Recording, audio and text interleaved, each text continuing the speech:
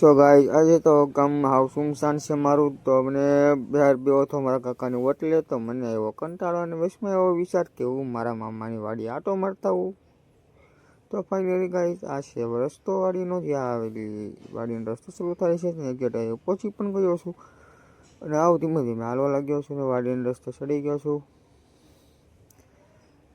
વ્લોગમાં તમે નવા આવ્યા હોય તો ચેનલને સબસ્ક્રાઈબ કરી દેજો અને લાઇક કરી દેજો જેથી તમે મારો વિડીયો જોઈ શકો. અને ફાઇનલી હું આ રસ્તે પહોંચી ગયો છું વાડીના રસ્તે. વ્યૂ સરસ મજાનું તમે જોઈ શકો છો.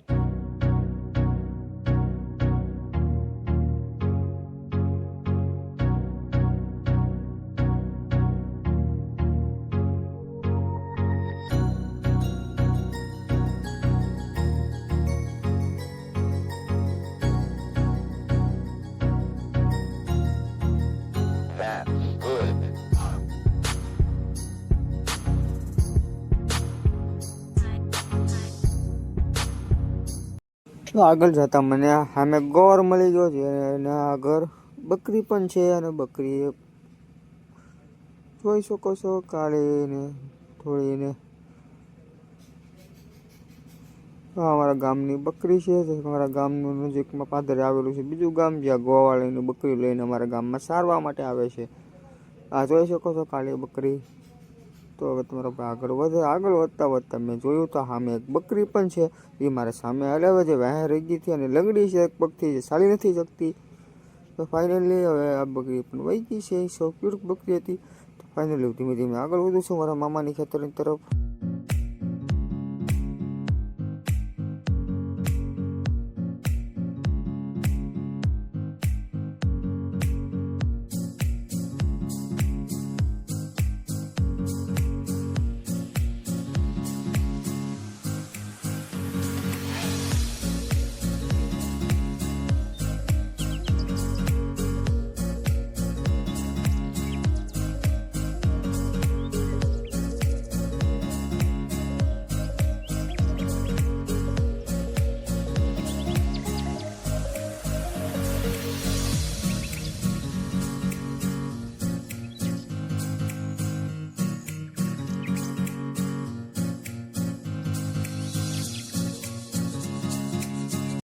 તો ફાઇનલી ગાઈસ ચાલતો હું હવે આવી ગયો છું કૂવાની નજીક. તો કૂવામાં હું જરાક પાણી જોઈ લઉં. પહેલાં હવે ત્યારે ઓછું હતું, આ કલાક પાણી જાજુ ભરાઈ ગયું છે, ફૂલ ટંકી થઈ ગઈ છે.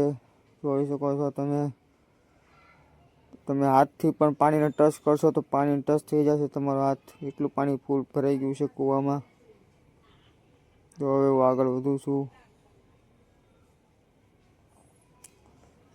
ફાઇનલી હું જોઈ લઉં છું હવે આગળ આવ્યા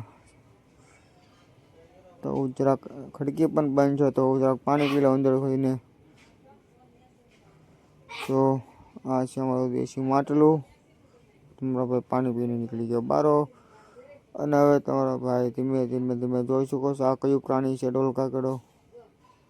જો મને જોઈને ભાગી ગયો. કાંઈ નહીં, ધીમે ધીમે તમારા અલ્પેશ આગળ જાય છે. અને હું વિડીયોમાં બનાવી દો, ચેનલને સબસ્ક્રાઈબ કરી દેજો, લાઈક કરી દેજો.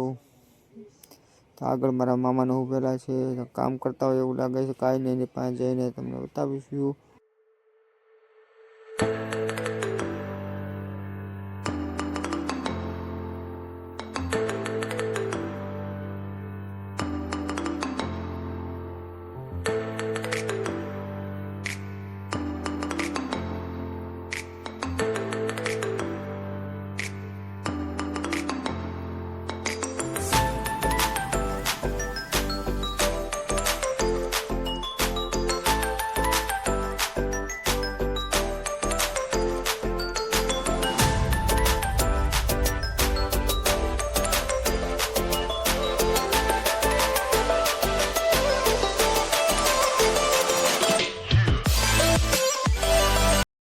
તો ફાઇનલી ગાઈસ હવે હું જાઉં છું ઘર બાજુ મારી ઘરે. તો મારા પપ્પાનો ફોન આવ્યો હતો કે મારે સુરત જવું હતું એટલે તો હું ફાઇનલી હવે જાઉં છું ઘરે. મારો વિડીયો તમને સારો લાગ્યો હોય તો ચેનલને સબસ્ક્રાઈબ અને લાઈક કરવાનું ભૂલતા નહીં.